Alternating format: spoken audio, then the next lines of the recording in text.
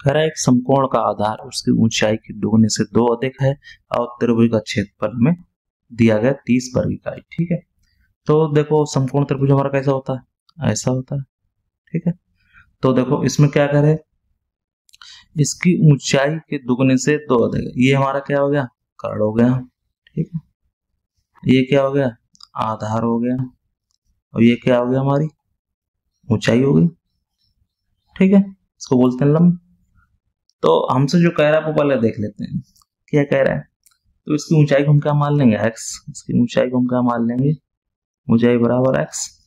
एक समकोण त्रिभुज का आधार, अब जो आधार है, जो आधार है वो उसकी ऊंचाई क्या माना, x दुगने से, मतलब कितना, दुगने से कितना अधिक है, 2 अधिक है। तो दुगने से हमने क्या कर लिया, 2 अधिक है।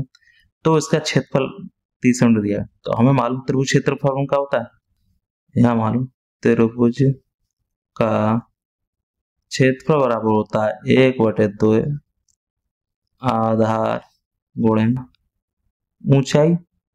तो 1/2 क्षेत्रफल कितना दिया गया हमारे पास, 30 दिया गया।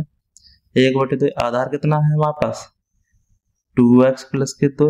ऊंचाई कितनी है हमारे पास, x दी गई। ठीक है, तो क्या करेंगे, इसका आधार गुणा हो जाएगा, 30 दूनी 60 हो जाएगा। ये क्या हो जाएगा, 2x² + 2x। ठीक है, तो अब ये हो गया। इसमें चाहो तो हम 2 का कॉमन ले सकते हैं।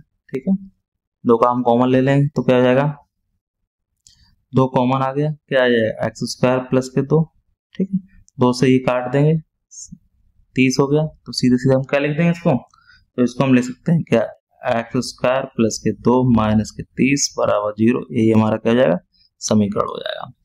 कोई भी डाउट हो कमेंट बॉक्स में, हमें निकालना क्या था, द्विघात समीकरण, यहाँ लिख दो द्विघात समीकरण, यही पता करना था। ठीक है, तो इस तरह से इसको सवाल का हो गया। ठीक है, कोई दिक्कत हो तो कमेंट बॉक्स में कमेंट करके हमसे इसमें पूछ सकते हैं। ठीक है, 2 कॉमन हो गए, यहाँ पे क्या बचेगा, x बचेगा। ठीक है, ये x आ जाएगा, यहाँ पे ध्यान रखना।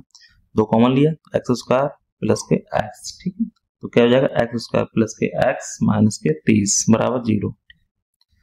तो कोई भी डाउट हो पूछो। फिर क्या करें, 3 धन क्रमांक संख्याओं के वर्गों का योग 77 है।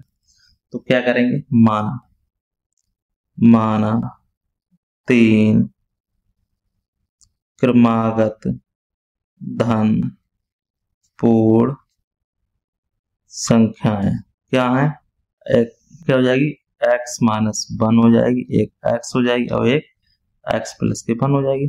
3 क्रमागत हो गई।